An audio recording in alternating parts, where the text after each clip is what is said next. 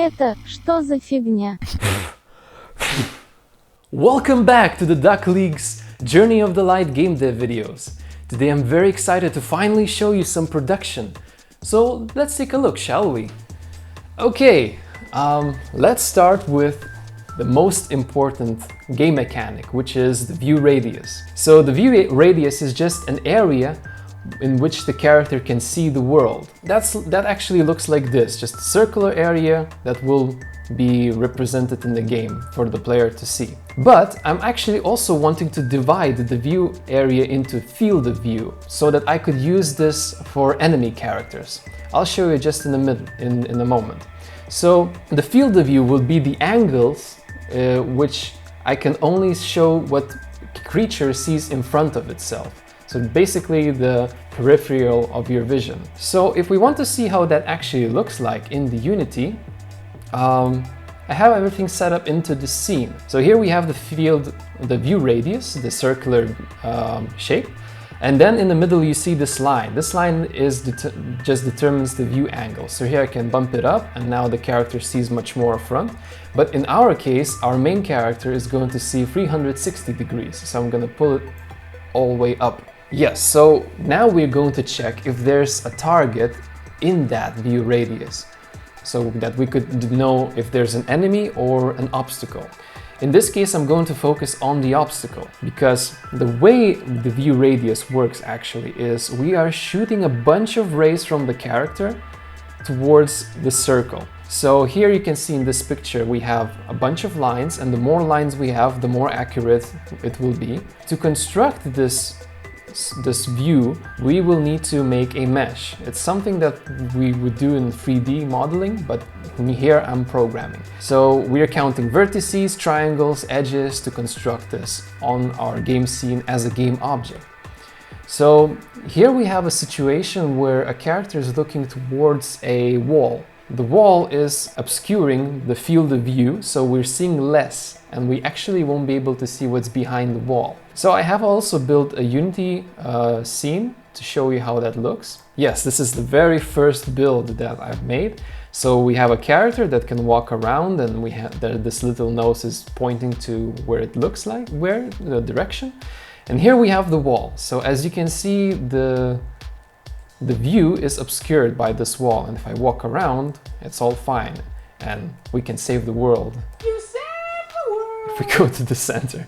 All right, let's move on. So we finally have our field of view, which can detect, well, what's in front, and we'll be able to use that for enemies to detect our player. So it's a very reusable feature. Maybe more information on how I find those edges. This is quite interesting information because I'm shooting 2 rays, minimum and maximum, and each time the ray that I shoot misses an obstacle, in this case wall, it becomes my new maximum, and then I'm shooting in between those 2 angles. As you can see, now I'm hitting the edge, and that's how that cut is actually made. So other things that I've used were the shaders, stencil mask, and stencil object. So I mask out everything that's an object, and I leave everything else, well, visible into the scene. So actually I've been using a tutorial on YouTube, and I really want to recommend, because the person who made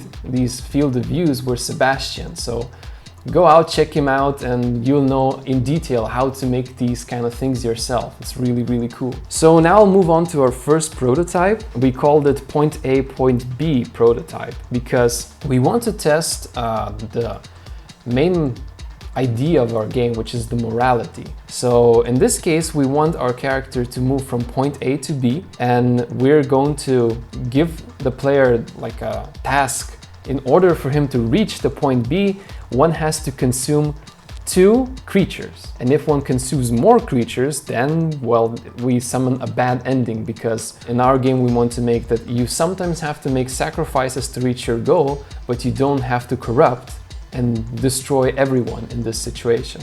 There are going to be some problems about it, but I'm going to talk about that later. Now, why doesn't the character is able to reach the end? Well, because we have this cool mechanic that we call time rush mechanic, and it's very connected with the view radius, because time rush mechanic is basically a race against time. Each second, our character's radius is shrinking, and if it goes to 0, game over. So I'll show you that in a bit.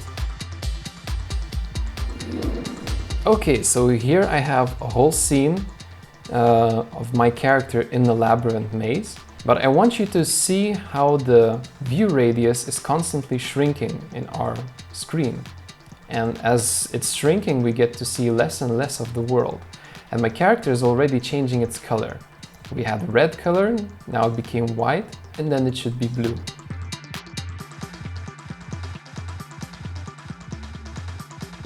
Yeah, this is something that I call the neutral ending, because the character just dies. Now that we came across the time rush mechanic, I want to speak more about it. So basically the view radius was our health, and as it's shrinking, the health is lowering, and we change our color, the character's color, to indicate that.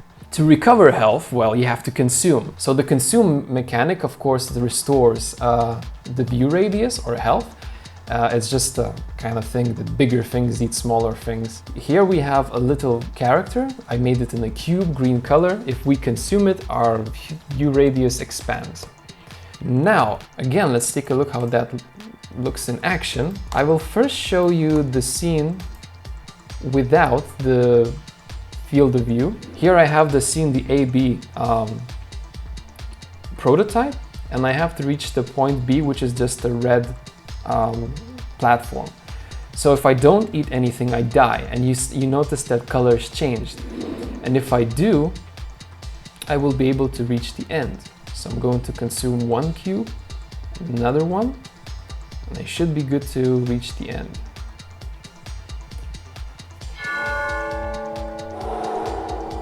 But now let's apply the time rush mechanic and the field of view into the scene, and we get this example. So now we visually see from the top how my field of view is shrinking, and if I consume, I gain my vision back. But if I eat more than 2 creatures, then it becomes into a bad ending. Now, this was an interesting idea to develop, but of course it summoned some problems. So I want to talk about some problems already I'm facing in this phase.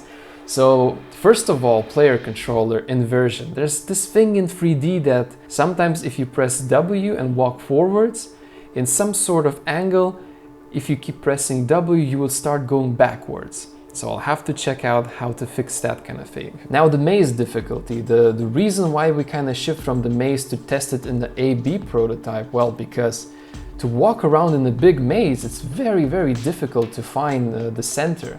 And to be honest, like quickly, I can show you how that looks like. If I had the time rush mechanic and I had to walk this difficult maze to find the center, it would take a lot of time. And also in our plans, we have the idea that the maze will change and rotate, which will become extremely hard to balance this feature. So then we have camera problem. So you saw the prototypes built in top view, but actually we're going for a third-person camera in a kind of isometric style. In this kind of case, the 2D radius that I've programmed not really, doesn't look that good.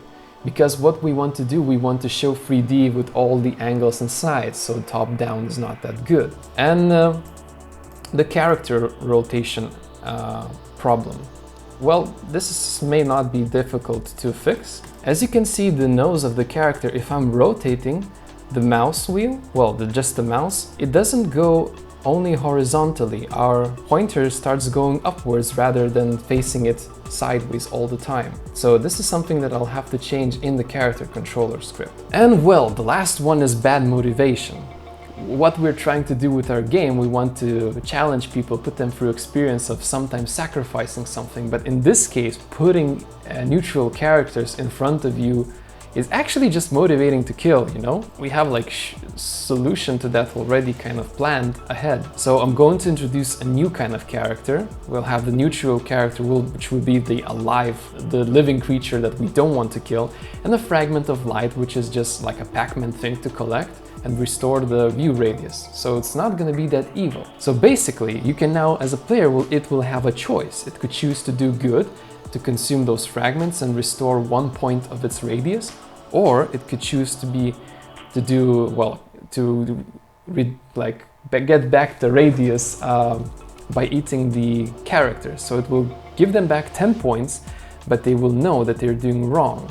So it's now finally a moral choice. So for the final words, as for the prototypes, it's always good to have a goal. In this case, our prototype had the goal to test the morality. And the first morality was, well, to test whether the player will choose good or bad to win the game. Well, that is all. So thank you very much for tuning in with me and all my journey and all these talks.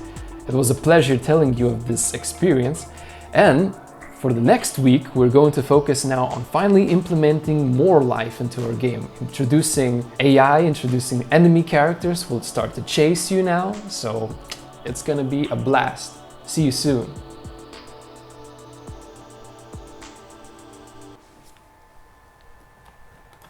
Pizda, kiek čia šnekėjom.